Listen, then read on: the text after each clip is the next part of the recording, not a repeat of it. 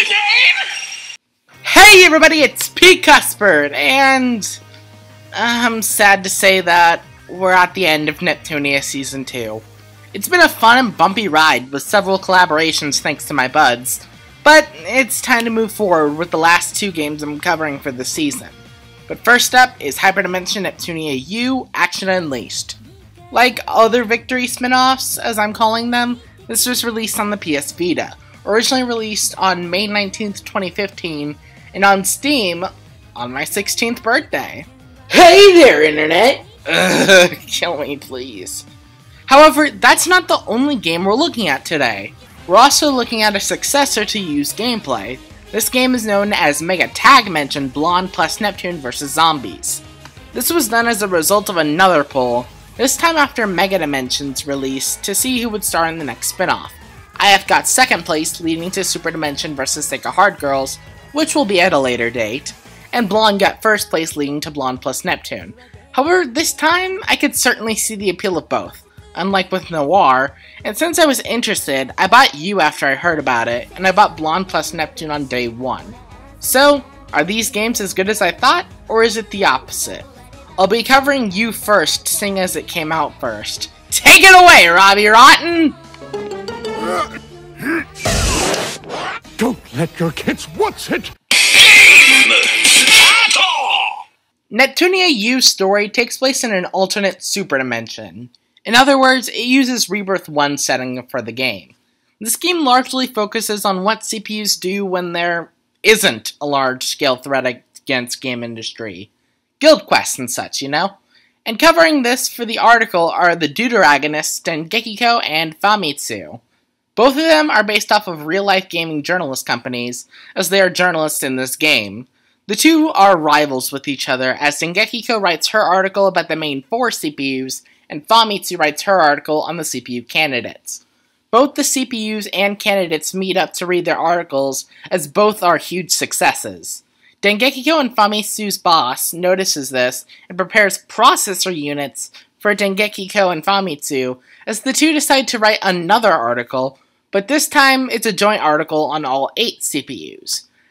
As the CPUs and reporters quest, some irregular quests become known as parts of the information on how to clear said quests are missing. After the group of 10 complete these quests, they find the cause of these and delete it. The story of Neptunia U is incredibly simple, and for a beat-em-up game, that's the way I like it. Nothing here is inherently wrong, and this game is filled with comedic moments throughout. Plus, we get quests with specific characters, thus giving us more insight into how the characters in U's dimension interact.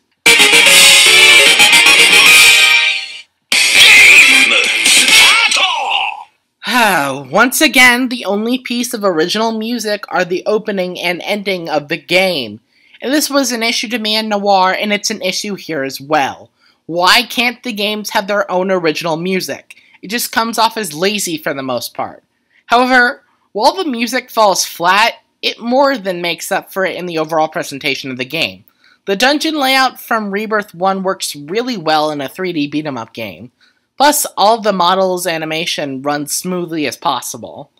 I've always been interested in how these characters would interact in a real-time scenario, as my introduction to Neptunia as a whole was in the anime. And I'm glad to say that all of these characters look awesome in a real-time scenario. Some of these EXE drives look amazing.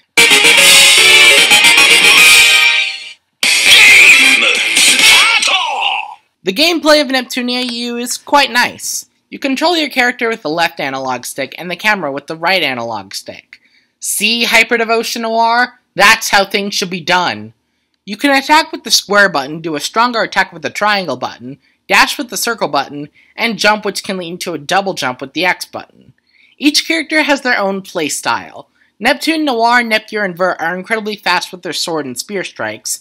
Uni and Blonde tend to be slower, by one having surprisingly clunky gun combat, thankfully until HDD, and Blonde just has a large hammer, and Rama and Ram can cover a large amount of ground with their ranged weaponry. Dengekiko's attacks are fast, and while Famitsu's are slower, with a bit more power to them. Short and to the point, these characters are fun to play as, minus Uni. I can never get behind how she controls in this game. Though in HDD, these characters can be completely destructive. Another part of the game is the costume break. If you use too many strong attacks or get hit too many times, your costume will rip. Your attack will raise, but your defense is abysmal. Honestly, I never saw the point, so thankfully, you don't have to keep this. You can get the duds of steel, meaning you don't have to have your costume break at all, or you can add the fan service duds, which are already ripped with all the benefits and issues that come with costume break. If you selected 2 characters, then you can press down on the D-pad to swap between those 2 characters. You can also use your skills by holding the R button to bring up the skill screen and pressing the appropriate button. If you're in human mode with a full gauge, which you can fill by using the opposite character in combat, or if you activate HDD by holding R and X and then hold L, R, and square, you can activate your EXE drive, which means you can mow down several opponents at once. I love it! I am a big fan of Hyrule Warriors, and this game makes me feel right at home. Especially with how after you collect certain medals for deleting many types of enemies in this game, you can get different buffs to your stats through items, meaning you don't have to be restricted to the means the game already has. Bottom line, I think Neptunia U is a nice, simple, and a fun game. Neptunia U certainly has its moments, and mowing down any enemy in your way is a great feeling. And while the costume break is certainly bothersome, there's an easy workaround. Neptunia U is definitely my favorite out of the Victory spin-offs. But we aren't done yet. We have one more game to play. The story stars Blanc as the main character, with Neptune as the protagonist. And before we get into the plot, this is how things should be done. Hyperdoge and Noir couldn't be carried by Noir alone, and the secretary didn't help matters. However, I feel like having Neptune as a protagonist works, especially with Blanc's more reserved, unless provoked personality. It gives the game an interesting dynamic. On to the plot. All of the CPUs from the first game to MegaTagmension onwards go to this school in a different game industry named Game Academy. Blanc, Neptune, Best Girl, and Noir, as well as Plutia and Uzume, not to mention Dengekiko, Famitsu, and newcomer Tansoft, are in their senior year at the high school. Nepgear and Uni are both juniors, and Ram, Ram, and Pishi are freshmen. What the fuck? So in terms of this game, Ram, Ram, and Pishi are the same age as Sailor Moon in Season 1? The hell, man! They're clearly kids. The Japanese version had it right. Netgear and Uni were middle schoolers, and Ram, Ram, and Pishi were elementary schoolers. Though I guess the transition could have been done to support the plot, as the school would be closing by the end of the year due to insufficient funds. So since Netgear, Neptune, Ram, and Ram don't want that to happen, they decided to make a zombie movie to help save the school. Blanc finds out about this and decides she wants to write it, and yes, the movie does come out as fanficky as expected. They aren't even subtle. However, at the time Tamsoft joins, the film club notices actual zombies running amok on the high school, so Blanc thinks, let's take advantage of it. Eventually, more people join the film club for making the movie, from Dengekiko and Famitsu of the school paper, to Uni and Noir for the vice council, Vert the council president, as well as Plutia the bully killer, Pishi the strongest freshman that still bothers me, plus Uzume, who seems to know what's causing the zombie outbreak. The villain this time is Hatsuma-jin, the leader of the zombies. Our high school heroines defeat him and the day is saved. Once again, I love how simple the plot is. Nice and simple, but funny. That's how things should be done for a spin-off. Also, as a little bit of a post-segment, thank you, Blonde Press Neptune! You brought Vert's character back to the way it should be! This makes up for Vert in the last game!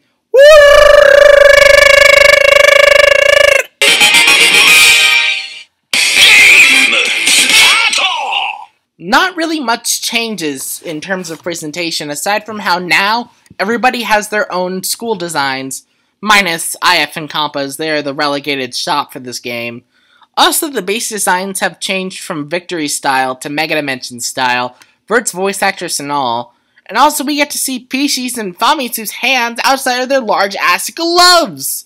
Another positive in terms of technicals is that Blonde plus Neptune is finally rocking its own soundtrack.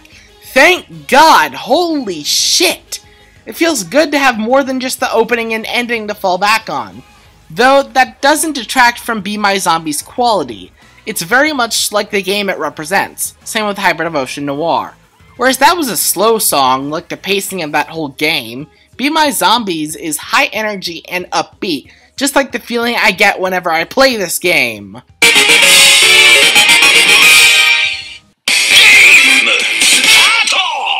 The gameplay is very similar to U Action Unleashed.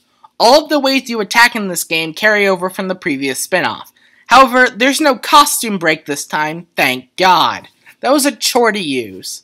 Also, the enemies have been given a zombie design to work with the game, which I find to be a nice touch, as they didn't just reuse the exact same enemies from previous titles. So that's a plus.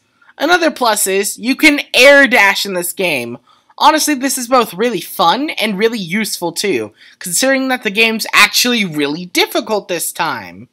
And I feel that this is a setback. Not only do the enemies hit hard at points, but you're almost constantly getting new characters with each scene you shoot. And each character, no matter when you get them, start at level 1.